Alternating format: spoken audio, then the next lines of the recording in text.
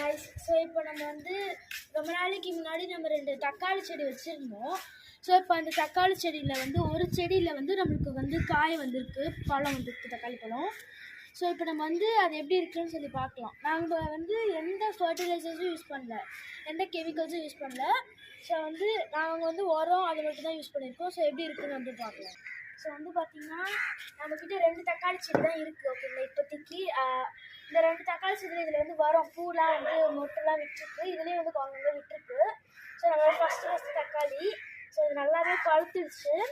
So பாருங்கள், அப்படியே நல்லா கிளியராக இருக்குது, எந்த பூச்சி எதுவுமே பண்ணல, புழுலாம் எதுவுமே பண்ணலை, ரொம்ப கிளியராக இருக்குது.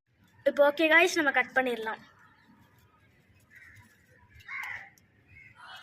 ஓகே, ரொம்ப ஆரேஞ்சாக இருக்குது. ஸோ வந்து எந்த ஒரு டஸ்ட்டு பூச்சி புழு அது மாதிரிலாம் எதுவுமே இல்லை, நல்லா ஒரு கிளியராக இருக்குது. ஸோ நம்ம இது இப்போ டேஸ்ட் பண்ணிடலாம் எப்படி இருக்குது என்ன அப்படின்னு.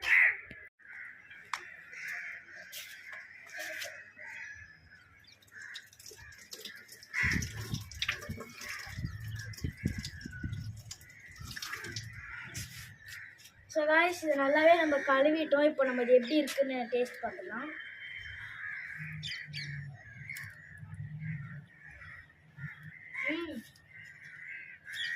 ரொம்ப டேஸ்ட்டாக சூப்பராக இருக்குது கைஸ், செம்மையாக இருக்குது. நீங்களும் இதே மாதிரி நிறைய செடி வைங்க, முக்கியமாக தக்காளி செடி வைங்க, இது ரொம்ப டேஸ்ட்டாக இருக்குது நம்ம கடையில் வாங்குறதை விட. ஸோ கண்டிப்பாக நீங்கள் ட்ரை பண்ணுங்கள், ஒரு நல்ல அனுபவமாக இருக்குது உங்களுக்கு. ஸோ நம்ம சேனலை சப்ஸ்கிரைப் பண்ணுங்கள், லைக் பண்ணுங்கள், ஷேர் பண்ணுங்கள், கமெண்ட் பண்ணுங்கள். அடுத்த வீடியோ சந்திக்கலாம். பாய் பாய்.